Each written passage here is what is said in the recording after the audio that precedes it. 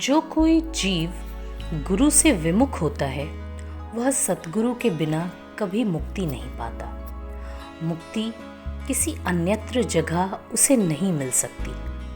भले ही आप प्रतिभाशाली महात्माओं और प्रभु प्राप्त जीवों से पूछ देखो, वह चाहे अनेक योनियों में भटकता रहे किंतु सतगुरु के बिना उसे मुक्ति नहीं मिल सकती। जीव को यदि मुक्ति पाना है तो सतगुरु की शरण में जाकर शब्द का अभ्यास करना होगा। गुरु नानक कहते हैं कि विचार कर देख लो, सतगुरु के बिना मुक्ति नहीं मिल सकती। हे सतगुरु के प्यारे सिखों, आओ मिलकर सच्ची वाणी का गान करो। यहाँ सच्ची वाणी पहुँचे हुए संतों, महात्माओं तथा गुरुओं की वाणी को कहा गया है। जो लोग ढोंगी थे वे भी गुरुओं की नकल में वाणी कहने लगे थे। उनकी वाणी को कच्ची वाणी कहा गया है। प्रभु के प्रिय गुरुमुखों की वाणी है, शिरोमणि है। यह वाणी केवल उन्हीं जीवों के हृदय में समाती है जिन पर परमात्मा की कृपा दृष्टि होती है। वे ही जीव नामामृत का पान करते हैं, हरि रंग में उल्लास मानते तथा प्रभु का यशोगान करते हैं। इसलिए गुरु नानक कहते हैं कि सदा सच्ची वाणी का गान करो। सतगुरु की वाणी के अतिरिक्त अन्य सब वाणी सर्जन कच्ची वाणी है। सतगुरु के मुखारविंद से उच्चारित वाणी ही सच्ची है, अन्य सब कच्ची वाणी है। जो लोग मिथ्या वाणी का उच्चारण भी मिथ्या है, जिह्वा से तो हरि हरि करते हैं किंतु उनके मन मस्तिष्क पर उसका कोई प्रभाव नहीं होता। उसका मन तो माया ने चुराया होता है, वे केवल जीभ ही चलाते हैं। गुरु नानक कहते हैं कि सतगुरु द्वारा उच्चारित वाणी के अतिरिक्त शेष सब वाणी कच्ची है। गुरु का शब्द हीरे रत्न के समान है, उसी में मन जोड़ो। हरि नाम रूपी रत्न में मन लगाओ और अंततः उसी में लीन हो गया है। शब्द में मन के लीन हो जाने से सच्चे प्रभु से परम प्रेम हुआ है। शब्द का उद्गम हरि स्वयं ही हीरा रत्न है। अपने आप जीवों को विवेक प्रदान करता है और वहीं स्वयं उसी हीरे रत्न रूपी शब्द में रमने के लिए मन को प्रेरित करता है। ऐसा गुरु नानक का मत है। परमात्मा ने शिव और शक्ति को स्वयं उत्पन्न किया है और अब स्वयं ही सबको हुक्म की डोरी में बांध रखा है। हुक्म द्वारा परिचालित सब जीवों को स्वयं देखता तथा गुरु के द्वारा दूसरों को भी झुकाता है। यदि कोई जीव उसके नाम को मन में बसा लेता है तो उसके बंधन टूट जाते हैं, वह मुक्त होता है। गुरु के द्वारा वह स्वयं जिस पर कृपा करता है वहीं उस परम तत्व से जुड़ता है। गुरु नानक कहते हैं कि वह स्वयं करतार है और उसी के आदेश से सृष्टि नियंत्रण में चलती है। धर्म, शास्त्र और स्मृतियाँ पाप पुण्य पर तो विचार करते हैं किंतु तत्व ज्ञान की जानकारी किसी में नहीं। गुरु के बिना तत्व ज्ञान की जानकारी कोई अन्य नहीं दे सकता। सारा संसार 3 गुणों के भ्रम में भटका है। अज्ञान की अंधेरी रात में सब जीव पक्की नींद सो रहे हैं। मात्र वे ही जीव जग पाए हैं जिन पर गुरु की कृपा हुई है। उनके मन में हरि नाम बसा है। वे नित्य अमृत वाणी का उच्चारण करते हैं। गुरु नानक कहते हैं कि जो जीव रात दिन हरि की ध्यान में रहता और आध्यात्मिक जागृति में जीता है वही परम तत्व को पहचानता है। जो प्रभु माता के गर्भ में हमारा पोषण करता है उसे क्यों मन से भुलाते हो? वह महान दाता जो गर्भाग्नि में भी आहार पहुंचाता है, क्यों कर भुलाया जा सकता है। जिसे वह अपनी प्रीति के बंधन प्रदान करता है, उसे कोई नहीं पहुंच सकता। अपनी प्रीति भी वह स्वयं ही प्रदान करता है। गुरु के द्वारा उसे चिर स्मरणीय बनाया जाता है। गुरु नानक कहते हैं कि वह महान दाता मन से क्यों विस्मृत हो। जैसी गर्भ की अग्नि है, वैसी ही बाहर माया की जलन है। माया और गर्भाग्नि एक सरीखी है। यही सृजनहार का खेल है। जैसा उसे स्वीकार हुआ, वैसा ही परिवार में जन्म लिया और सबकी खुशी का कारण बना। माया का छल प्रमाणित हुआ। गर्भ में परमात्मा से लगी लगन बाहर आते ही तृष्णा में बदल गई। यह माया ऐसी चीज है जिससे परमात्मा विस्मृत होता है। सांसारिक मोह जागता है तथा प्रभु को छोड़कर अन्यों से लगन लगती है। गुरु नानक कहते हैं कि जिन्हें गुरु कृपा से प्रभु की लगन लग जाती है, वे संसार के तत्व ज्ञान पा लेते हैं। परमात्मा अमूल्य है। उसका मोल निश्चित नहीं किया जा सकता। लोग प्रयास कर कर के थक गए, किंतु उसका सही मोल कोई नहीं पा सका। यदि सच्चा सद्गुरु प्राप्त हो जाए और जीव उसके प्रति समर्पित हो, तभी उसका अहम नष्ट होता है। तब जीव अपने मूल्य को पहचानता है।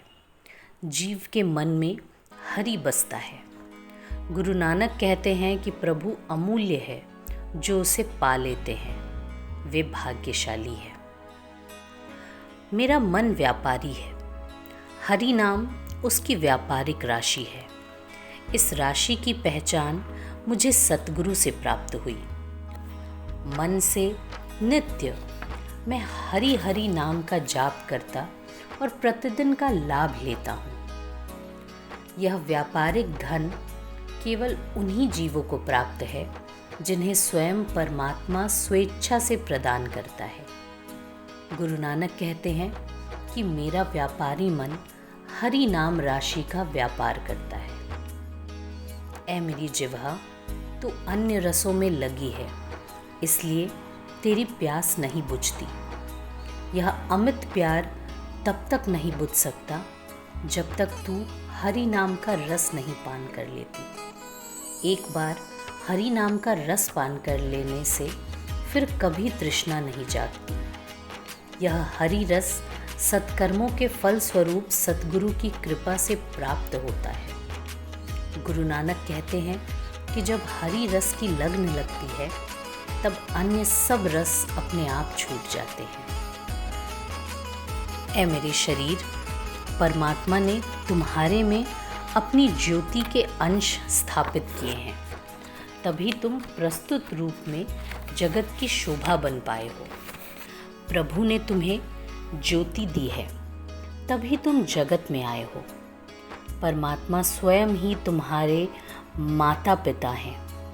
उसी ने तुम्हें वर्तमान अनुभव प्रदान किया है। गुरु कृपा से ऐसा चमत्कार हुआ है कि यह समूचा संसार तमाशा रूप दिख पड़ने लगा है। गुरु नानक कहते हैं कि प्रभु ने सृष्टि का मूल ज्योति से ही रचा है। उसी ज्योति का अंश तुम में रखा है, तभी तुम संसार में आए हो। प्रभु आगमन की बात सुनकर मन में चाव बढ़ा है, अर्थात परमात्मा के नाम में मन में प्रवेश होने से चाव बढ़ गया है। यह शरीर ही मंदिर बना है। हे सखियों, सब मिलकर परमात्मा का मंगल गान गाओ। हे सखियों, नित्य प्रभु के मंगल गीत गाने से जीव में शोक दुख नहीं व्यापता। गुरु के चरणों में शरण लेने से जीवन में सौभाग्य जन्मता है और परमात्मा की अनुभूति होने लगती है। गुरु के शब्द द्वारा अनाहत वाणी का आनंद मिला है, प्रभु मिलन का रस पाया है। गुरु नानक कहते हैं कि गुरुमुखों को कारण कारण परमात्मा स्वयं ही मिलता है। ए मेरे शरीर, तुमने इस संसार में आकर क्या कर्म किया है? जब से तुम संसार में आए हो, क्या कर्म कमाया है? जिस प्रभु ने तुम्हें रचा है, उस परमात्मा को ही तुमने मन में नहीं बसाया। गुरु की कृपा से मन में हरि बसा है और पूर्व लिखित फल प्राप्त हुआ है। गुरु नानक कहते हैं कि यदि इस शरीर में रहकर जीवात्मा सतगुरु में मन लगा ले तो शरीर प्राप्ति सिद्ध हो जाएगी। ऐ मेरे नेत्रों, हरि ने तुम्हें प्रकाश दिया है, उसके अतिरिक्त अन्य किसी को मत देखो। प्रभु के अतिरिक्त अन्य को मत देखो। उसी के प्रसाद से तुम्हें दृष्टि प्राप्त हुई है। यह समूचा विश्व जो तुम देख रहे हो, हरि का ही रूप है। हरि रूप में ही दिख पड़ता है। गुरु की कृपा से हरि के एक रूप होने का ज्ञान मिला है। उसके बिना और कोई नहीं। नानक कहते हैं कि ये नेत्र तब तक अंधे हैं जब तक कि सतगुरु के मिलाप से इन्हें दिव्य दृष्टि प्राप्त नहीं हो जाती। ऐ मेरे कानों, तुम्हें सत्य की वाणी सुनने को नियत किया गया है। तुम्हें शरीर के साथ इसलिए लगाया है कि तुम नित्य सत्य की वाणी का श्रवण करो। जिसने उस वाणी का श्रवण किया है, उसका तन मन सुवासित हो गया है। उसकी जिह्वा हरि रस में लीन हो गई है। परम सत्य एवं अदृश्य आश्चर्यवान परमात्मा की गति बड़ी विचित्र है। इसलिए गुरु नानक कहते हैं कि तुम्हें सत्य की वाणी सुनने को यहाँ भेजा गया है। उसी अमृत रस का श्रवण करो। हरि ने जीवात्मा को शरीर रूपी गुफा में रखकर श्वास प्रश्वास का बाजा बजाया है, अर्थात आत्मा को शरीर में स्थिर करके उसमें श्वास चलने लगा है। इस श्वास का बाजा सुनने के लिए प्रभु ने 9 द्वार प्रकट रखे हैं और 10वां द्वार गुप्त रखा है। जो जीव गुरु में विश्वास बनाते हैं, उन्हें 10वां द्वार भी प्रकट हो जाता है। वहाँ तरह तरह के रूपों तथा 9 निधियों वाला हरि नाम निवासित है, जिसका अंत नहीं पाया जा सकता। गुरु नानक कहते हैं कि प्यारे हरि ने आत्मा को शरीर की गुफा में रखकर उसमें श्वास फूंक दिया है। परम सत्य सत्य प्रभु का सच्चा यशोगान हृदय रूपी घर में नित्य गाओ।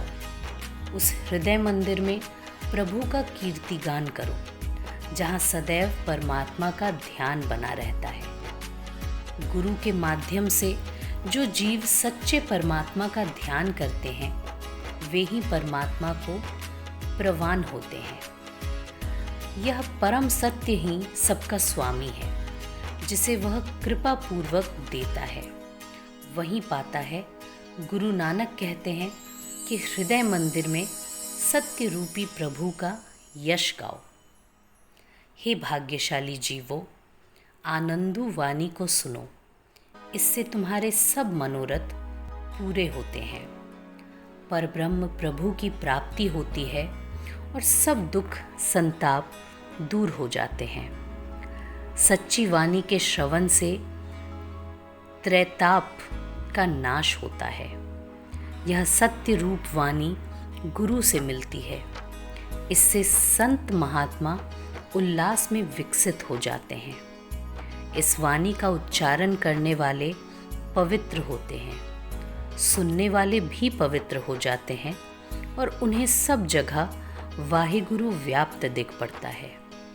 गुरु नानक विनती करते हैं कि जो जीव गुरु की शरण लेते हैं, उन्हें पूर्ण आनंद प्राप्त होता है।